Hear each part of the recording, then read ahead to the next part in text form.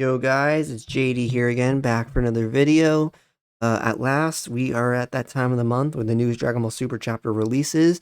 The chapter title is 78, Gas's Wish.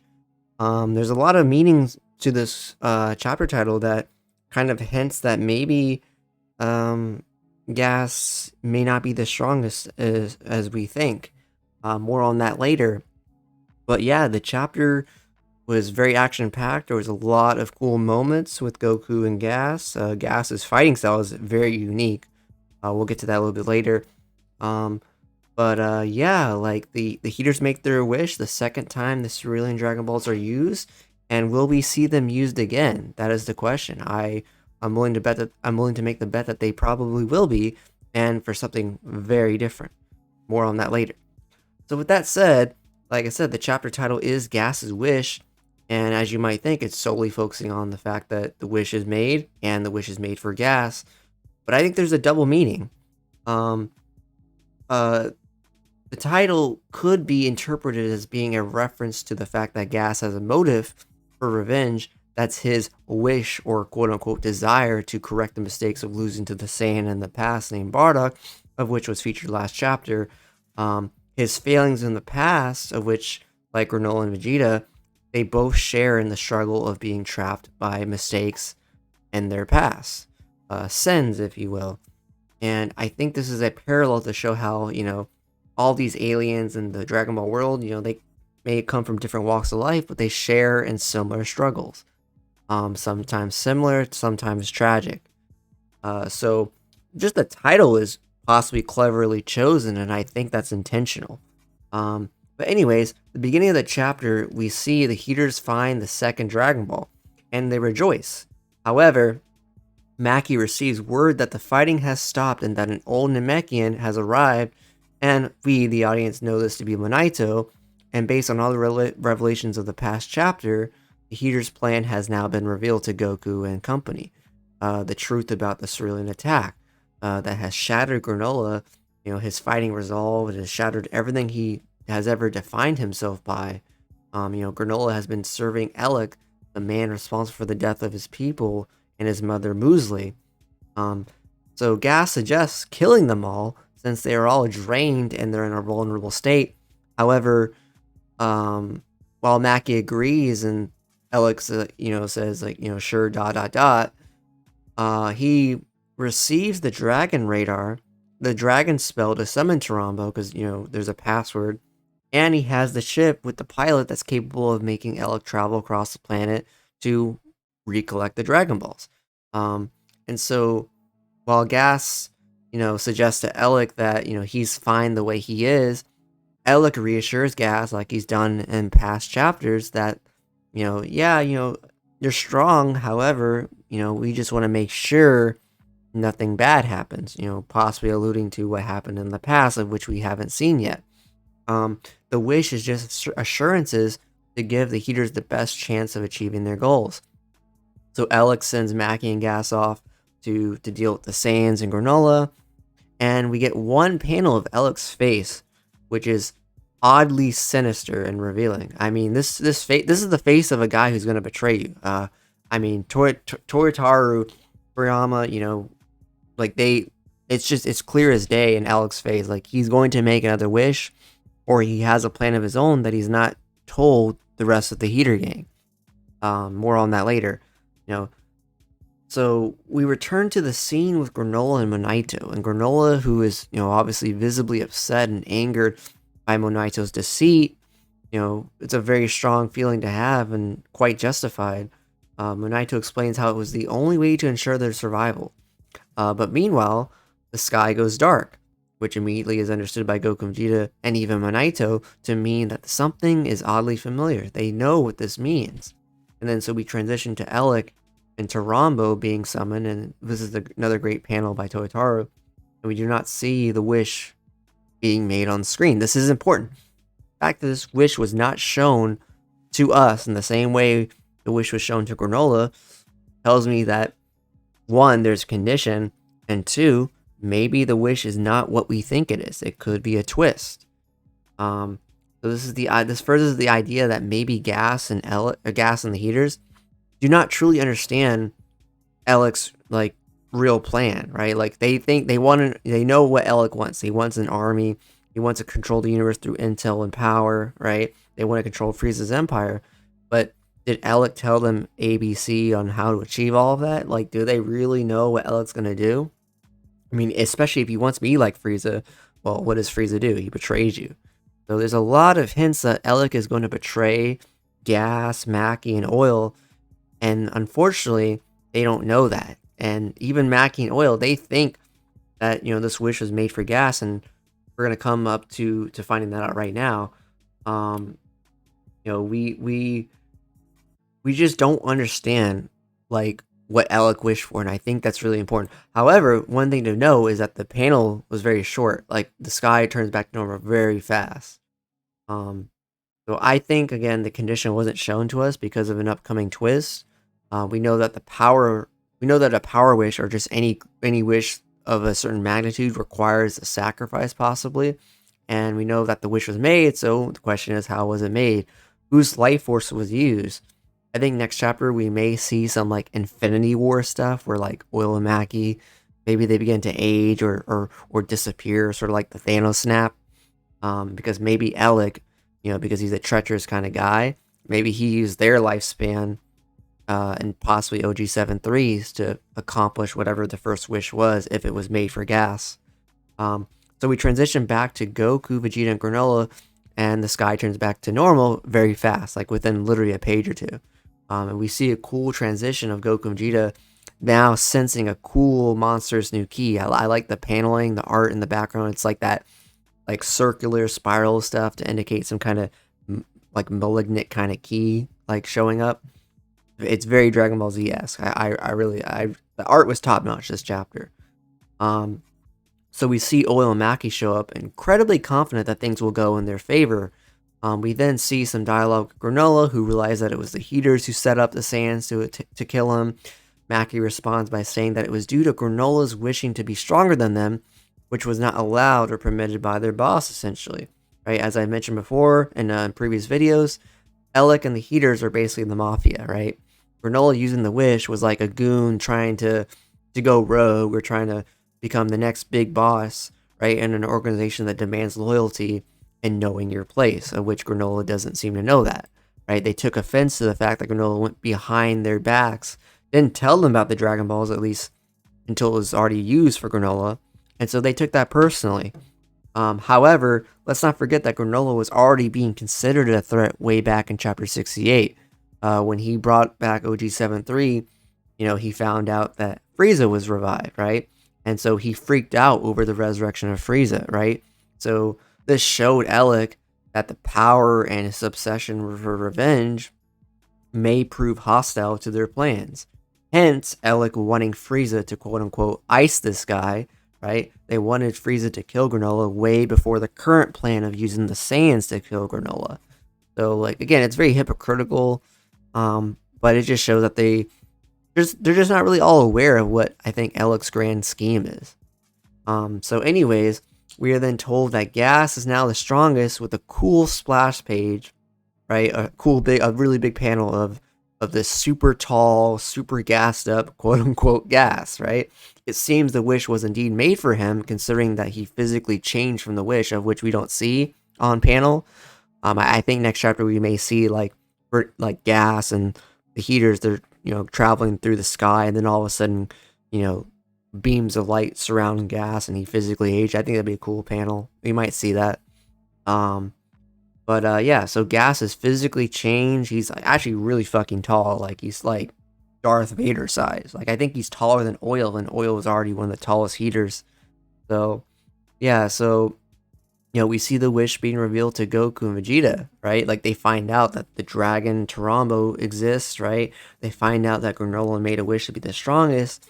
And I was all excited because I thought this would be the perfect moment to see the confirmation, like get name confirmation that Granola was indeed using Hakai or Ultra Instinct or Instant Transmission or Moro's attack, but we don't get that. All Goku says is that's the case, right? No dot, no, it's just a statement. So Unfortunately, Toyotaro and Toriyama didn't give us the name confirmation, so again, people continue to speculate even with the color pages of Volume 16, which essentially give a visual confirmation that Granola was doing Hakai, as it's been done before by Gods of Destruction and Beerus and even Vegeta. So it's the same coloring with the anime's particle effects that are purple with white sparkles. But again, there's no name confirmation, and so a lot of people, they need that as like official, like concrete evidence. So I sympathize with people like that. Maybe the anime will do it differently. We don't know. So right now I'm gonna call it. I think the Granola having UI theory, I think it's dead in the water. So I'll admit that I was wrong. Danny, Unreal, Opie, and many others, I think they were correct, right? Granola, he may have Hakai, but I don't think he got UI. So I admit that I was wrong, and maybe I'll be right about some other stuff going forward. So congrats if you predicted that he didn't. So with that said, we were given no time for talk, as Gas he's no bullshit. He cuts Granola's ship in half, right, with this cool like energy beam sword, sort of like Vegito. And it's unknown actually if Oatmeal was destroyed, because I remember Oatmeal was literally driving the ship, like he was in the passenger, like the steering wheel, and it was literally cut in half. So it's unknown, question mark, if Oatmeal survived. Maybe he did. But then Gas then sets his sights on Granola and summons like this cool trident like weapon, like sort of like a pitchfork. It's unknown like exactly like if it's like a key base like projection, or if it's something like the Green Lantern where he like literally condenses energy into like almost a material state. It's not really sure like what it is. We don't know how the coloring. So we'll have to wait until Volume 17 is colored. But or sorry, Volume 18. But Gas then sets his sights on Granola, like he's visibly, being hurt. Like he's literally being impaled on the ship that was cut in half. And so we see some really cool art, right? With Granola, who's now, I guess, the X strongest in the universe, or second strongest. So this is actually some payback. So a lot of people that don't like Granola's character, I'm sure they got a lot of catharsis from reading this, because this is the same karma he did to Goku and Vegeta. Gas reveals that he's always hated Granola, and that he and Elec, while they have fundamentally different views, the matter of Granola was, something he just vehemently did not. He just did not like Granola, and we see that in a flashback. I mean, and that's the thing about Gas, is like he's like a guy who just does his job. He doesn't speak very much, right? He's just a muscle. He's just a guy who just wants to be useful. Like he wants to be a tool that's useful and gets the recognition he deserves. But that's all his character is. I mean, so I'm not sold on his character. His powers are cool as fuck, but like his character, it's flat for me basically at this moment. So an epic fight begins with Gas and Granola. Gas is basically like a knight. Like he's using medieval weapons that he seemingly materializes out of thin air. It's unknown if it's like a Green Lantern thing, or if it's actually like he's summoning like sort of like a substitution jutsu from like Naruto or something like that. We don't know what it is, but it's cool. It's a different way, right? This, Gas is essentially a melee based fighter. But the thing is that it's interesting to note that Granola, when he got the wish, he got new techniques, right? But he was unfamiliar with them. Like he was just doing them because the wish gave them to him, but he didn't know the names. He didn't know like what, it wasn't his natural abilities, right?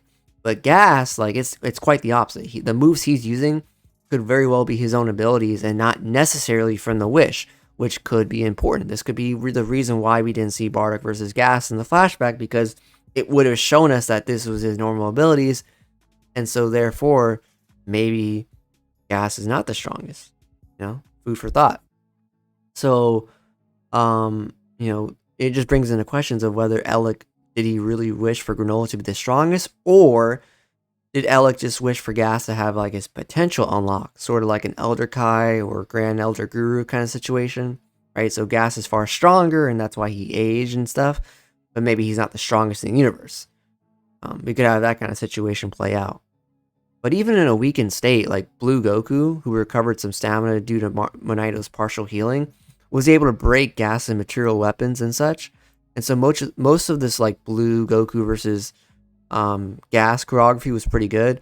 Although some of the panels was from Murzumasu versus Blue fight, the Blue Perfected fight in the Goku Black arc. It was still pretty good. But Granola was taken out. Like he got destroyed. He got bodied. He's left unconscious. And then so Goku, when he gets healed, he gets the idea of the second Sensu Bean, which a lot of fans predicted. I personally don't like it because, I mean, just look at the facts. Like Vegeta tossed the armor aside that was already battle damaged. Then the fighting continued while in the city ruins, and then Vegeta launches a Hakai Death Ball, and then Granola kind of like disintegrates it, but it creates an explosion that's seen from space. That entire city ruins was wiped off the face of the earth. And Vegeta even revisits that location, which literally looks like a desert. There's nothing left of Granola's ruins. But like the fact that Vegeta's armor survived and the Sensu Bean, it's sort of like a suspension of belief kind of situation, but I guess they needed some way to continue this phase of the arc while still being on Planet Cereal. So I'll let it slide. Let's see how it plays out. For all we know, Granola may not get the Sensu Bean. It could be like they all share a piece of it. So we'll see. But Goku, he's now losing to Gas. Like he can't keep it up. Gas isn't even trying. We're seeing Axe being summoned. We're seeing shields. We're seeing spears. We're seeing like hidden blade stuff that's coming out of Gas. Like it's pretty dope. He even summons a mallet, like a Looney Tunes kind of mallet. So Gas's fighting style is pretty cool. So Goku doesn't know how long he's gonna last, and then Gas, while he doesn't seem to be going out, Vegeta arrives in the location, specifically Granola, and he asks to give the Sensu Bean to him because this is his battle and this is his quest for revenge. And this is, this makes sense of Vegeta's character because he's always been like a mentor. Like we saw that with Kabe, and now we're seeing that with Granola. And Vegeta sees a lot of his past self with Granola because Granola is basically Vegeta from Dragon Ball Z. Like, Saiyan Saga and Namek Saga, basically. So this is actually a cool parallel because Vegeta's grabbing Granola's collar, and it's a parallel to Chapter 75 where Vegeta and Ultra Ego is grabbing Granola's like scarf / collar, and it's like a parallel. They were once enemies and now they're allies. So it's a nice little touch. I don't think a lot of people caught on to that. And so one thing I want to notice is that me and Jordan, we were wrong. Like we were wrong. Like our predictions that Granola would still keep fighting the Saiyans because while Bardock saved him, the rest of the Saiyans, still continued genocide. We thought that the Saiyans continuing to fight Granola would give the Heeters enough time to make multiple wishes, but that was wrong. Like it seems like Granola is kind of on their team now, and they're united against their stand against the Heeters. So me and Jordan, we took the L there. And so the chapter ends with Granola seemingly about to take the Sensu Bean. Now as for my predictions for the future chapter and the future arc, I'm still not sold on the idea that Gas is made the strongest. It may be that Elec simply boosted Gas's fighting abilities just so that he would have the best chance of victory, while Elec collects the Dragon Balls again and makes a second wish for himself. I think Elec is going to betray Gas for his own wish, which I'm hoping is going to be a knowledge wish, whether it's the OG 7-3 army, whether it's Zuno knowledge, whether it's something like Emish said, which is like, knowing what people know and being able to control what people know. Like that could be pretty cool. Something like omniscience. Like if he wishes for anything like omniscience, this arc is going to be amazing. But if he wishes for if he pulls like a Bojack where he just betrays the Heeters and wishes to become the next strongest, I'm not going to be sold on that. I think that's going to be a really bad idea. It's already bad enough that the Heeters kind of are similar to the Bojack clan, both in character design and some of their actions. I'm hoping Elec, if he betrays Gas and the Heeters, I hope he does it just because it's business, right? Like he wants to continue on his plans to control the universe with the Heeters, right? I don't think he's gonna necessarily kill Gas, but Gas is just like a grunt. Like he may be family, but he's a grunt, right? Elec is thinking of the future. The question is if they want Frieza's army, do they know that the Frieza army's fodder, right? You know, the Ginyu Force is gone, the Saiyans are gone. So the army's a joke. It's not going to help them accomplish taking over the universe because they couldn't do it after Frieza was killed. And they still can't do it, right? Frieza's having to rebuild the army from scrap. And Broly's not a part of the army currently, so that's why I think the OG 7-3 army is the best likelihood if they're going to go along with that plot point. But we shall see. But I'm definitely excited to see what Ellic's grand scheme is going to be. I am 100% sold that a second wish is going to be made. You know, there's so much foreshadowing, right, with Ellic's character, right? Like Bardock versus Gas. Gas was stronger in the past, yet he lost. The question is how? Well, it's probably because everybody has a weakness, right? The whole theme of this arc is that power is not everything. You can be stronger than somebody and still lose, right? Gas was stronger than Bardock, still lost. Granola, the so-called strongest, he literally used magical Dragon Balls to summon a magical dragon to then make himself magically stronger and gave himself an assortment of magical abilities. This so-called strongest lost to Goku and Vegeta. I mean, well, it was a standstill, but the point is, Granola's final ditch effort was going to cost him his life, and while he may have killed Vegeta, like, he would have died, right? So obviously, it's not a assured strategy, right? Wishing for power is kind of a stupid wish, and I think Elec knows that, right? The moment Granola was fighting back against the Saiyans, when Elec knew about it in Chapter 75, I think that's when he made up his mind that, yeah, wishing for power is not going to get us to where we're at. We need something better. We need something calculable, something tangible, and something that's going to keep the Heeters one step above the Saiyans. And I don't think power is going to do that. Because, like, what is Gas going to do against a full power Ultra Instinct Goku? What is Gas going to do against an Ultra Ego Vegeta, of whom Goku even said, like, hey, if you turn to that form, you might beat this guy. So that's the thing, is like Gas so far, he doesn't seem to have the moves that the previous strongest had, such as Granola.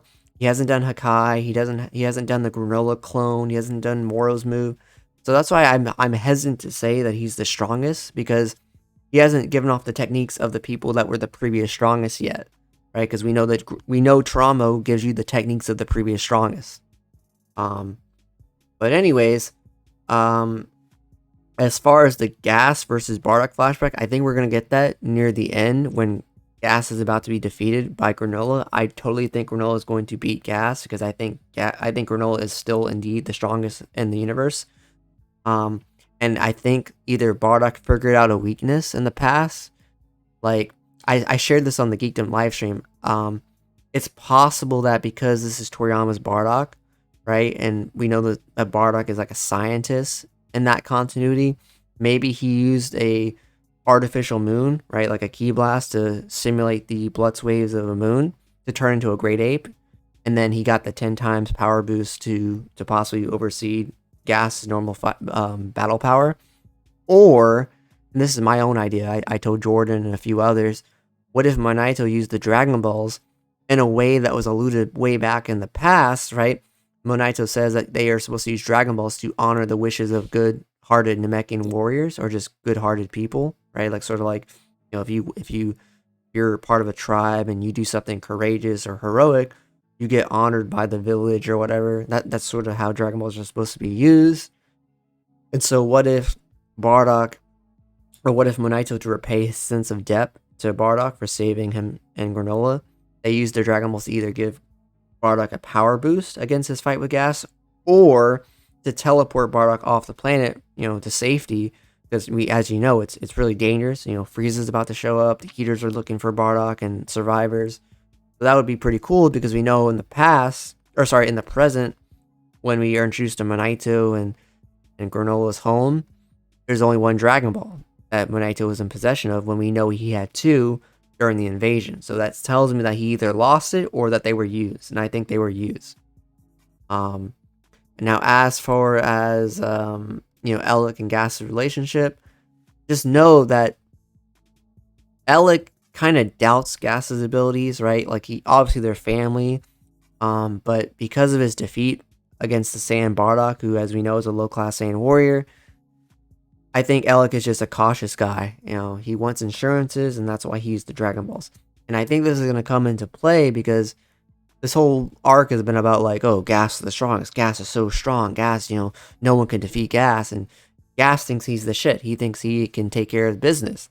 But Ellic's like, no, I don't think so. And I think this is gonna maybe create some tension between Gas and Ellick near the end of this fight. But no matter what, Ellick is gonna rectify this with some kind of knowledge wish, and I think that's gonna be how the arc is extended, right? Now, as far as the conditions of this wish, the first wish or whatever second wish may happen, I think Moro's power is still dormant in OG73, and that Genki or lifespan was used to power up Gas in some way. So that would be kind of cool because Genki is like life force, and that's what Moro's power operates on. That would be a cool way to tie OG73. But all in all, I'm excited for the next chapter. Ellick and his schemings have kind of kept me captivated. Ellick has sold me on this arc. I'm not sold on Gas. I'm not sold on Granola yet. But Ellick has probably been the most interesting character thus far. But just note that as we approach December and the end of the year and Jump Festa, just know that the Moro arc was from chapters 42 to 67. So that's about 25 chapters. And the Granola arc is from 67, the later half of 67, to we're on chapter 78, so that's 11 chapters. So we're about halfway, assuming it's going to be the same length or close enough to the Moro arc. So something big has to happen, because like people think we're in the climax of this arc. I don't think so. Like, Gas is not the final boss. He doesn't scream final boss. In terms of like structure of where we're at in comparison to the Moro arc, we're either at like the part where like Moro makes like his third wish, or you could argue we're at the part where like the fighting is on Earth, like an OG73 shows up and they can't fucking do shit against them. That's where we're at. Like, we're nowhere near like the twist.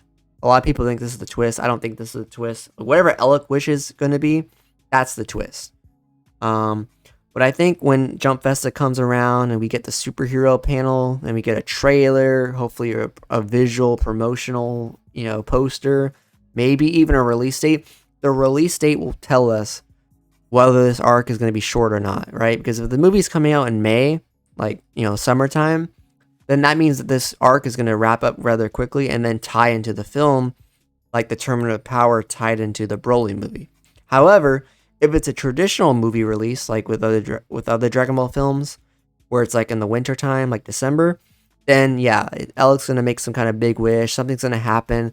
The fighting's going to go back to Earth, possibly involve the Z Fighters, Broly, maybe even Frieza. Maybe Granola, Frieza, Goku, and Vegeta are all going to team up against Ellick and whatever army or whatever scheme he has up his hand.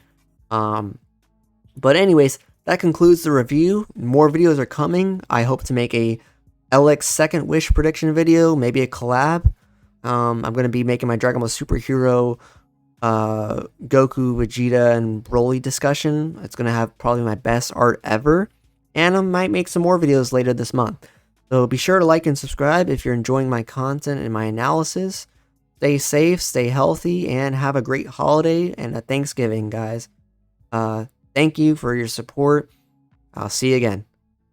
Bye, guys.